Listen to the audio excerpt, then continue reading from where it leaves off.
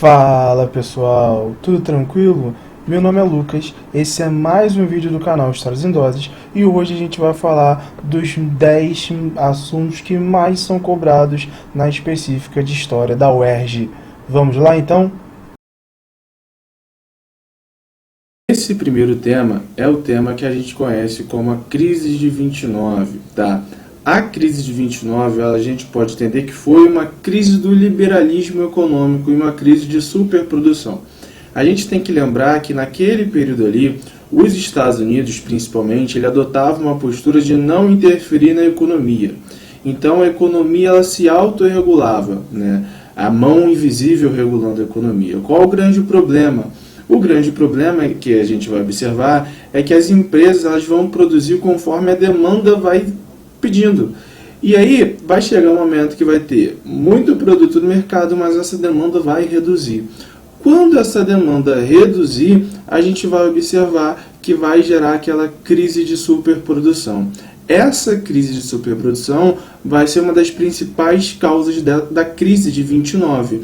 E aí o Estado, né, os países, eles entram no processo de falência porque todos dependem da economia norte-americana, né, e a quebra da Bolsa de Nova York.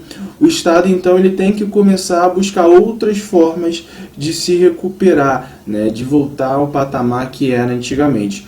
A ideia que entra em cena agora vai ser o Estado passando a interferir na economia a partir da ideia que a gente conhece como Estado de bem-estar social, ou Estado keynesiano, ou seja, o Estado agora começa a ter uma parcela de controle sobre a economia. No caso dos Estados Unidos, vai ser criando obras públicas para fazer com que a economia volte a girar a parte da criação de empregos. Tá? Porém, devemos lembrar, o único país que não sofre com a crise de 29 é a União Soviética, porque naquela época eles já adotavam o que a gente conhece como os planos quinquenais, beleza? Então esse é o básico, é o central para vocês entenderem a crise de 29. O nosso nono assunto mais cobrado na UERJ é a questão sobre a passagem da monarquia para a república, tá? Quando a gente vai falar dessa passagem da monarquia para a república, a gente tem que levar em consideração alguns fatores, tá? Como a questão abolicionista, a questão militar, a questão religiosa, tá? Esses três fatores vão intensificar o que a gente pode chamar de uma questão republicana. O que foi cada fator rapidamente? Questão abolicionista, 1888, fim da escravidão. Os produtores de café não receberam indenização pelos escravos que eles acabaram perdendo. Então eles passaram a se voltar contra o modelo monárquico que existia e passam a defender a república. Tanto é que criam um partido republicano, né? O PRP, o Partido Republicano Paulista.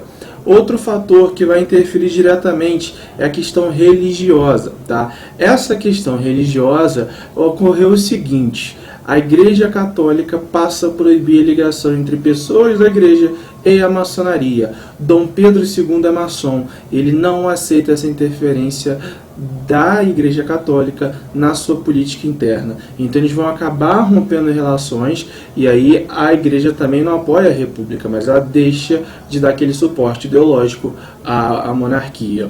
O terceiro fator é a questão militar. Os militares vão para a Guerra do Paraguai, passam a se revoltar contra o governo de Dom Pedro II, primeiro porque eles entendem que a república é um modelo mais democrático, um modelo mais progressista, e também porque eles entram na onda abolicionista, junto com intelectuais que já existiam aqui, e os negros, obviamente, que fazem a maior parcela do movimento abolicionista brasileiro. A gente não pode negar isso.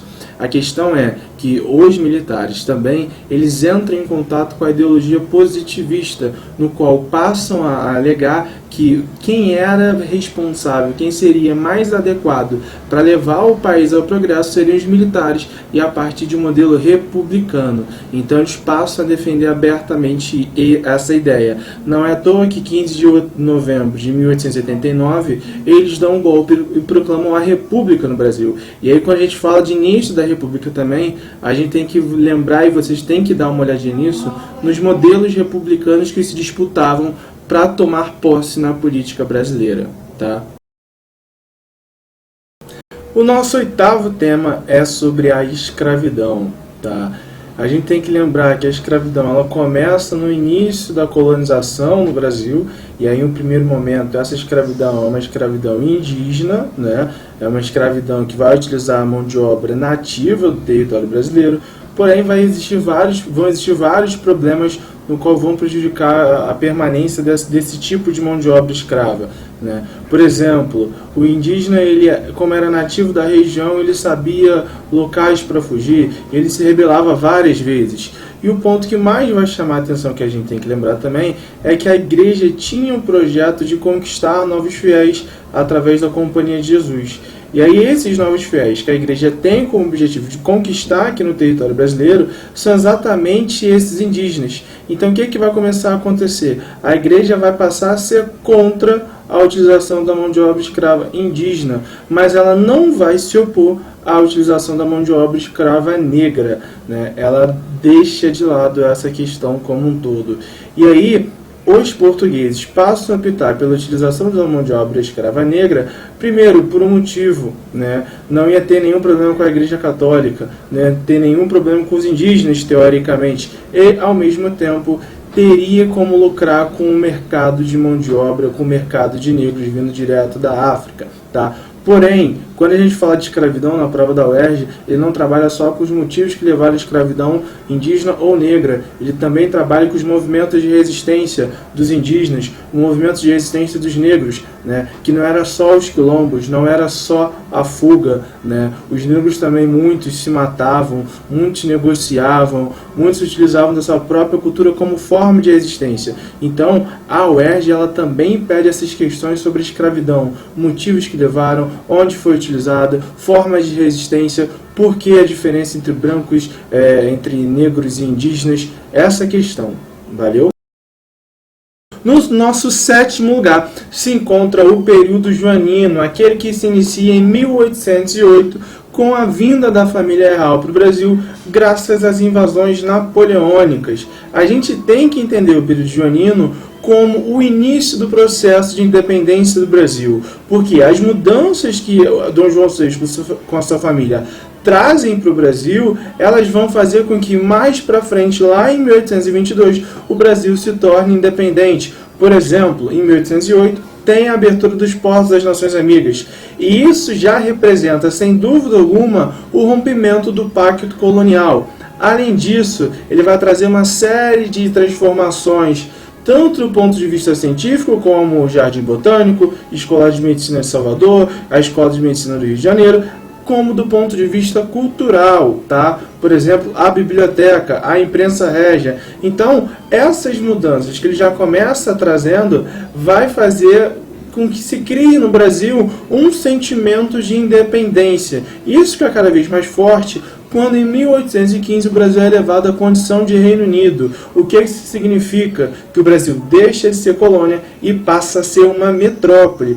Porém, em 1821, há a Revolução Liberal do Porto, lá em Portugal, que tenta limitar os poderes do rei de Portugal. Dom João volta para Portugal e deixa no seu lugar o seu filho, que se tornaria Dom Pedro I em 1822. Tá? Porém, essa Revolução Liberal do Porto, ela tem um caráter conservador e liberal ao mesmo tempo. Liberal porque ela quer criar uma Constituição para Portugal, mas conservadora porque ela quer fazer com que o Brasil volte a ser colônia. Então, quando tem esse processo de tentar fazer com que o Brasil volte a ser colônia, os brasileiros que já estão livres, de certa forma, eles já estão adeptos a esse movimento de continuar independente, de não voltar a ser uma colônia, leva ao processo de independência que vai ser finalizado em 7 de setembro de 1822. O sexto assunto é a América do século XIX, tá? Quando ele fala de América do século XIX, a gente tem que lembrar que ele está trabalhando tanto com a América Latina quanto com a América anglo-saxônica, tá? E aí é o seguinte, quando a gente fala da América Latina, a gente está falando quase que especificamente do processo de independência da América Latina. E aí, esse processo de independência da América Latina, ele é mais ou menos parecido com o processo de independência do Brasil. Por conta das invasões napoleônicas lá na Espanha também e em Portugal, a gente vai observar que as colônias latinas, espanholas e portuguesa, elas vão passar por um período de certa liberdade, de certo rompimento com o pacto colonial. Porém, quando acaba o período napoleônico, a gente vai observar que tanto Espanha quanto Portugal vão tentar retomar as rédeas da situação, vão tentar fortalecer aquela aliança colonial que existia. E aí as elites locais da América Latina não vão aceitar o processo de independência, não vão aceitar o processo de recolonização. E aí com isso vão buscar o processo de independência. Nessa brincadeira, quem entra muito nisso é os Estados Unidos, que geralmente vai ser o primeiro país a sempre reconhecer a independência dos países latino-americanos. Por quê? É nesse período do século XIX que ele está em expansão no seu território, ele está em sua forte expansão econômica. Então ele passa a adotar a política de América para os americanos, a doutrina Monroe, a política do Big Chic, no qual, se os países europeus não saírem por bem da América e não deixar ser a América controlada por americanos, eles vão sair na base da porrada, na base do grande porrete. Então os Estados Unidos ele já começa a adotar uma política externa de controlar a América Latina como um todo. É exatamente essa ideia que geralmente a prova específica da UERJ trabalha com a América do século XIX. É isso, pessoal. Para saber os próximos 5 temas que mais caem na UERJ, assista ao nosso próximo vídeo. E enquanto isso, curta as nossas redes sociais, se inscreva aqui embaixo no nosso canal, acesse lá o nosso Facebook para ter muito mais informações sobre o mundo da história. Até o próximo vídeo, galera!